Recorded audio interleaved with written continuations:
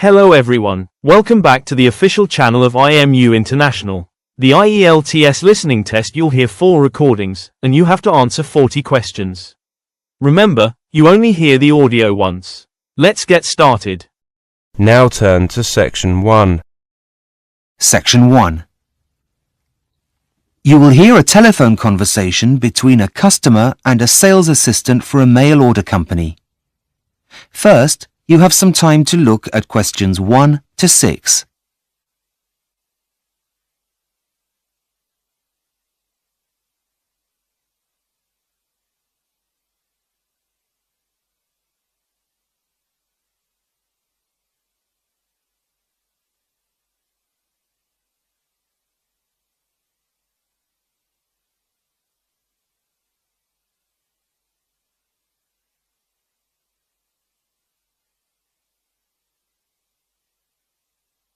You will see that there is an example that has been done for you. On this occasion only, the conversation relating to this will be played first. Good morning. How can I help? I'd like some help with ordering a book. I've tried your website, but it says it's offline at the moment and to call this number. The answer is website. So website has been written in the space. Now we shall begin. You should answer the questions as you listen because you will not hear the recording a second time. Listen carefully and answer questions 1 to 6. Good morning. How can I help? I'd like some help with ordering a book. I've tried your website, but it says it's offline at the moment and to call this number. Oh, yes. I do apologise. We've been having some problems with it, but I can take the order over the phone if you like. That would be great. It's a gift, you see. Can I take your name, please? Yes, of course. It's Zara Freeman. Is that Zara with an S or a Z? With a Z. Z-A-R-A. Just writing that down. Right. What was the title of the book you'd like me to order? I think it's called Future Words. No, hang on. Sorry. That's Future Worlds. Okay, just typing that in. I can't seem to find it. Do you know the name of the author? I'll do a search. Yes, it's by a man called Richard Watson. Watson, as in W-A-T-S-O-N. Yes, that's right. Oh, yes, here it is. It's only just been released. It's a self-help book, is that right? Yes. Now, it costs £12.99. Yep, that's fine. Okay. How would you like to pay? Is a debit card okay? No, sorry. We only accept credit cards. Oh dear. Just let me check to see if I have it with me. Oh yes, here it is. Can you read me the long...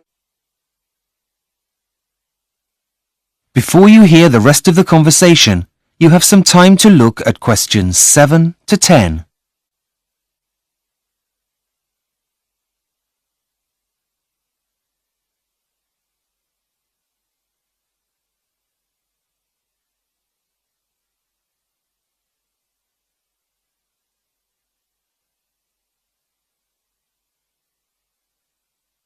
Now listen and answer questions 7 to 10. Right, almost done. Now I just need the delivery details. Right, I've got my friend's address here. It's 62 Green Gardens, London, N22. Just typing that in.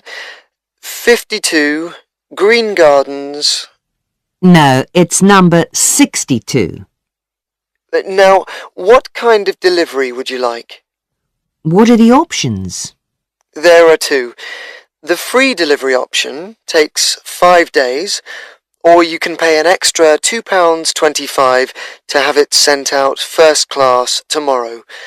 That would come to a total of £15.24p. Well, my friend's birthday is next week, so it should get there in time with the free delivery. So I think I'll take that. Right. That means that it will be delivered on the 21st of February, any time from 8 a.m. to 6 p.m. Is that okay? Well, I know my friend leaves early for work, so would it be possible for him to pick it up from the local post office instead? I'm afraid that won't be possible, but I could add some special instructions for it to be left with someone else, a neighbour, perhaps? Actually, yes. I have met the old lady who lives next door, and she's bound to be home. Could you leave it with her? Fine. I'll add that if he's not home, then the package should be left with the neighbour. That's great. Thanks very much for your help. My pleasure. Thank you for shopping with... That is the end of section 1. You now have half a minute to check your answers.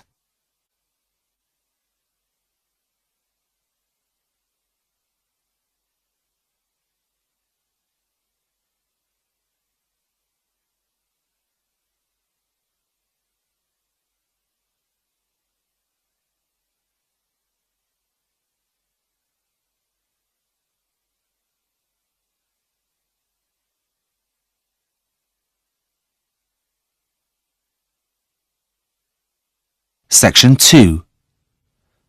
You will hear an online guide giving a tour of the home of the future. First, you have some time to look at questions 11 to 16.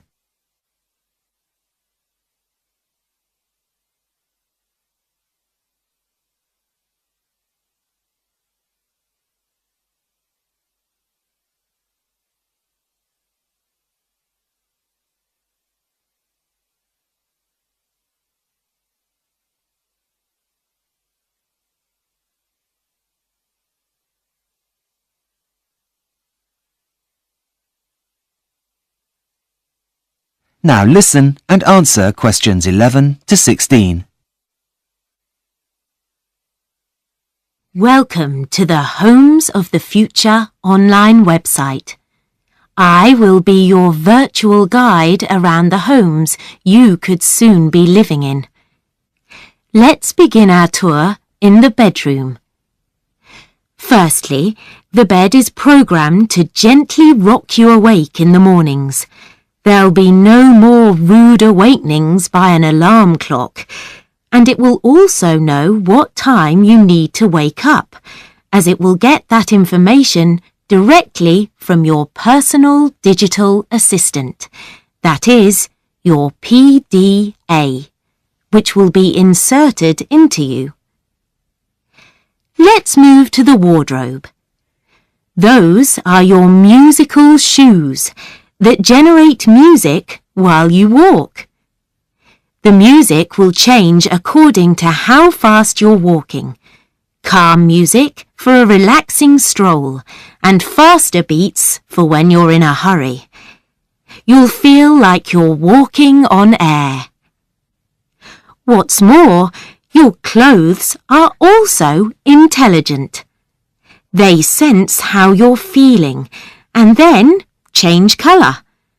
The fabric that they're made of also converts your body heat into a low-voltage electricity generator for some of the gadgets that are now inside you, like your PDA, for example. Moving on to the bathroom. So, after waking up, you need a shower. There's no need to turn on any taps as the house will know exactly what temperature you like the water in the mornings, though you'll still have to wash yourself. From the bathroom, we move into the kitchen. Now, we've all had that horrible feeling when you can't find your keys just as you're about to go out. Well, in the home of the future, you wouldn't need to panic. All you need to do is an internet search. All items are now programmed with a tracking device so that they will light up and signal to you where they are. Just in case the object is upstairs, the house will project its position on your fridge. Speaking of your fridge, this is now as intelligent as your clothes. Not only does it keep a record of when you're running low on everyday essentials, like milk, but it emails your local grocery store, which will deliver them for you. It can also help with planning meals if you have friends over for dinner, by moving the chicken from the freezer so that it'll thaw in time. Before you hear the rest of the tour, you have some time to look at questions 17 to 20.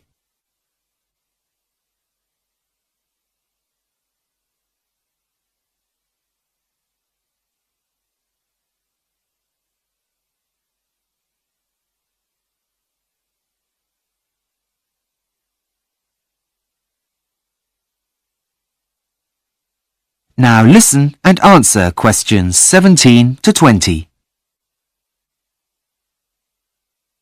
Lastly, here we are in the living area, which you'll be pleased to hear is still the heart of the family home. Let's enter the room. Now, to the left of the entrance is the main seating area with a sofa, and directly opposite the entrance is an armchair. The sofa backs onto the wall and the armchair faces to the left across the coffee table to a blank wall. So, where is the TV, I hear you ask? Well, this entire wall is the television. The whole thing is a plasma screen designed to show your TV, surf the internet, or, when it's not in use, it displays anything you want it to, from family pictures to famous works of art. On the opposite wall to the sofa is a fireplace, which still has a real fire. Nothing beats that now, does it? But the rug in front of the fire now also monitors the temperature and either opens or closes the chimney so as not to overheat the room. It still has its normal uses though. As you can see, the cat likes it very much and is curled up on it, happy as can be. What else is on offer? Well, for entertainment, the family still reads books, so there is a bookcase on the wall to the right of the entrance. But what about the computer? Well, it's inside your head and powered by those intelligent clothes you're wearing. Imagine this. As you're sitting relaxing on the armchair, you'll be able to reach out and put your hot drink on the coffee table in front of the armchair. You suddenly remember that you need to send work an email. That same coffee table, holding your cup, is also a touch-sensitive keyboard for you to type your email and then click send. All you need to do to activate it is say email, and the image of a keyboard will appear. Well, I hope you've enjoyed your tour around the home of the future and that you'll come visit again soon. Bye-bye. That is the end of section 2. You now have half a minute to check your answers.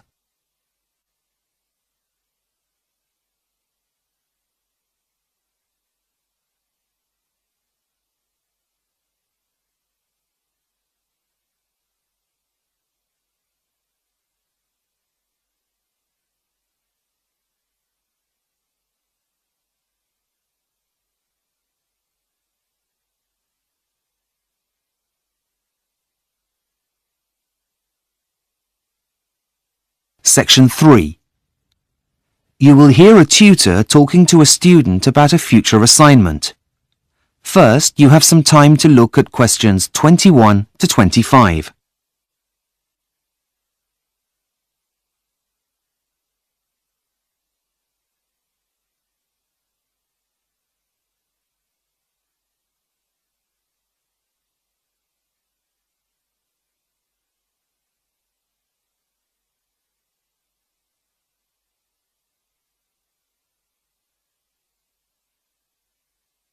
Now listen carefully and answer questions 21 to 25. Hi, Professor James. Have you got a minute? You see, I'm having a bit of trouble getting started on my graduate employability assignment.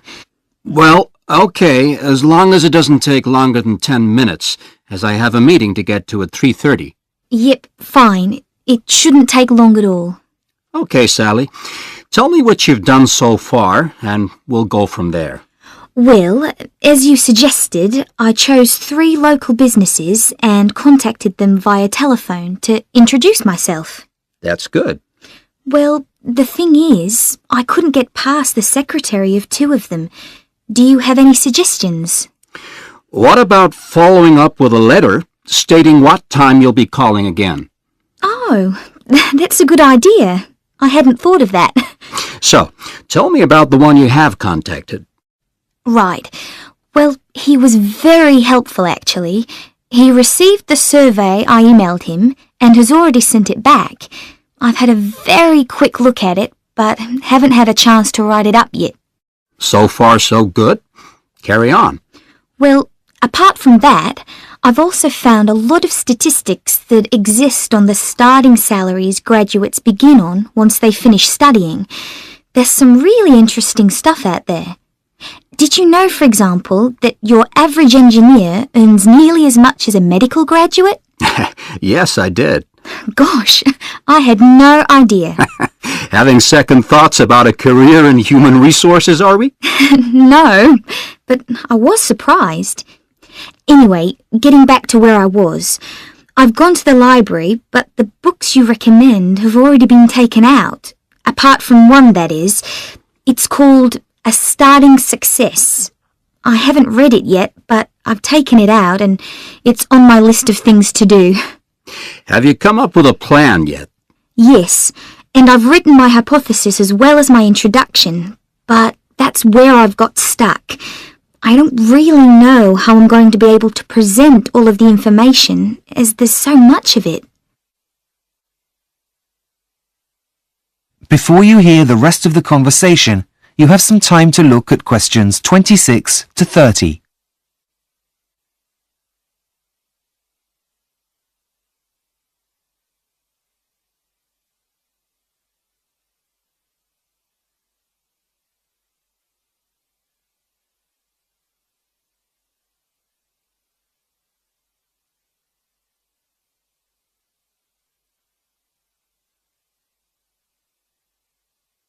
Now listen and answer questions 26 to 30.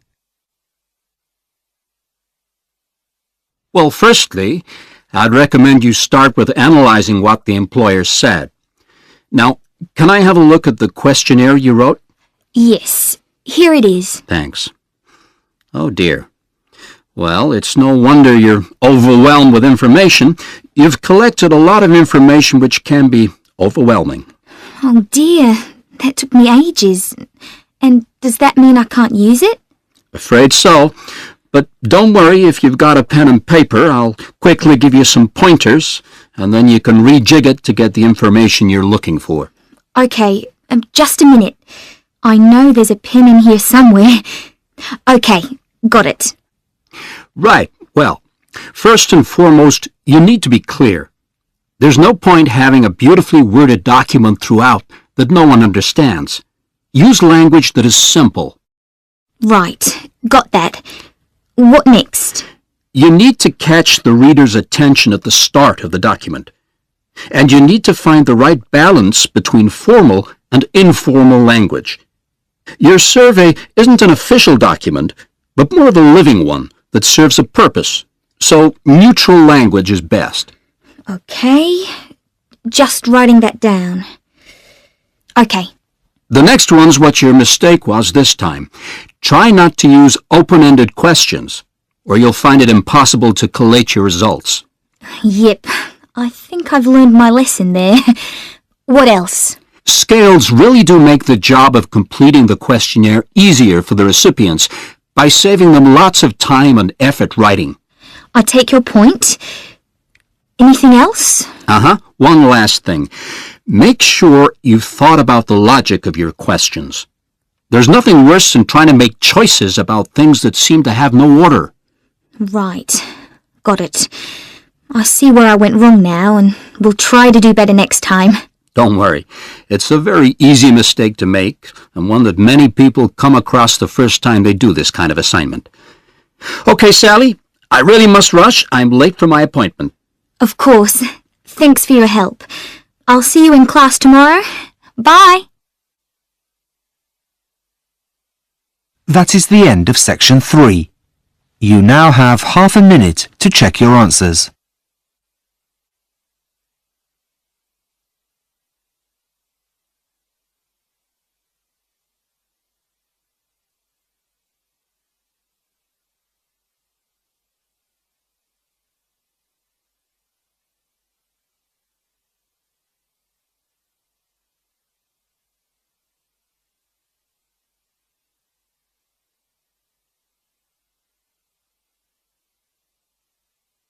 Section 4.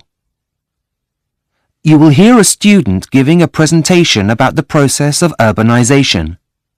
First, you have some time to look at questions 31 to 40.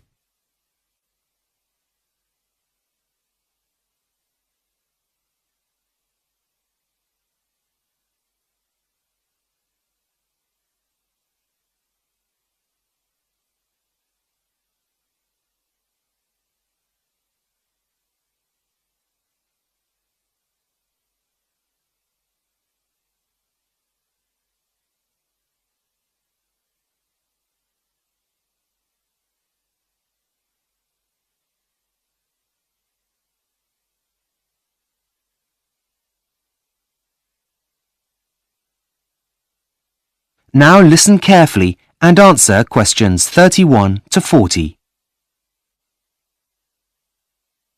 Hi, good morning everyone. I'm here today to present my findings on the process of urbanisation and its impact on the environment. As you know, urbanisation involves the movement of people from the countryside to the cities. As this process continues, the cities of the world continue to grow. I will demonstrate how this growth is eating away at the planet's most fertile land. My research has focused on 2 studies that looked at land use in the United States. These have shown that since its independence, only 3% of all land in the United States has been built on. However, the same studies have also shown that the resulting loss of productive land is comparatively much greater. This isn't so much of a problem in America, as it has a relatively low ratio of people to land. However, most other countries are not so blessed, the impact of which could have dire consequences for the future. The real danger here is if this pattern were to be repeated by developing countries, it could have a major effect on the world's food supplies in the next 50 years. In order to reach this conclusion, several research methods were adopted. A group of scientists in the United States used a weather satellite that normally maps moonlit cloud cover at night. However, on nights when there were no clouds, they used the satellite to map the generation of heat from city lights. They then took the data and divided land use into 3 categories: urban, semi-urban, and non-urban land use. Next, they calculated how active the vegetation is in each region by using different satellites. When they combined this information with previous statistics and weather conditions, they came up with a number for total productivity for all areas.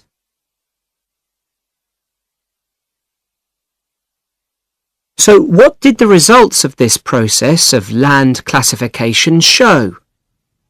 Well, firstly, they proved that although only a tiny percentage of the land in the United States is urbanized, and 29% of land is used for agricultural purposes, the land which has been built on actually has the best soils.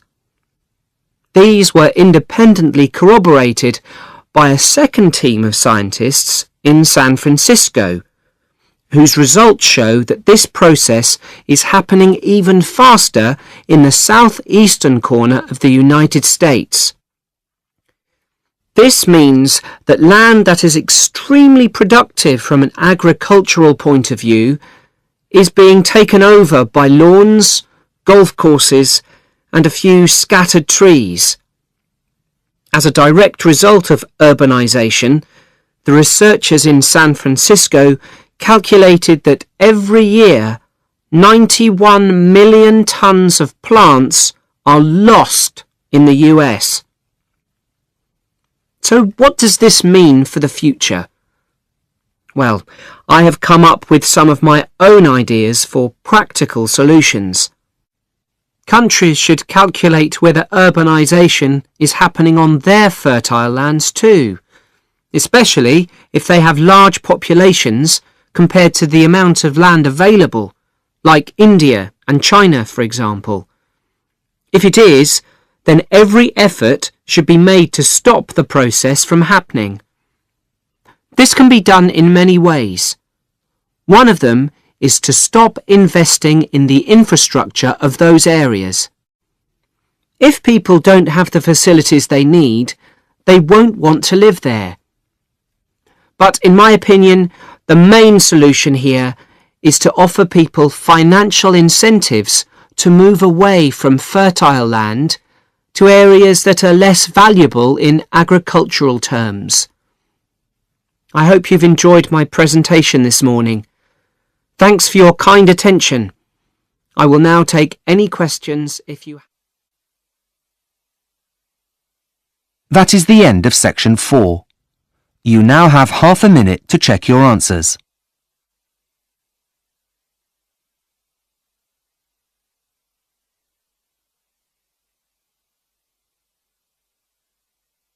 That concludes today's IELTS listening mock test. How did you perform? Compare your answers with the key provided to see your estimated band score. If you're ready to take your preparation to the next level, join us at IMU International. From intensive IELTS workshops to free student visa consultancy, we provide the expert guidance you need to succeed in 2026. Visit our centers in Navsari or Billamora to start your journey today. Don't forget to like this video and subscribe for more professional training from IMU International. Good luck with your studies, and we'll see you in the next session.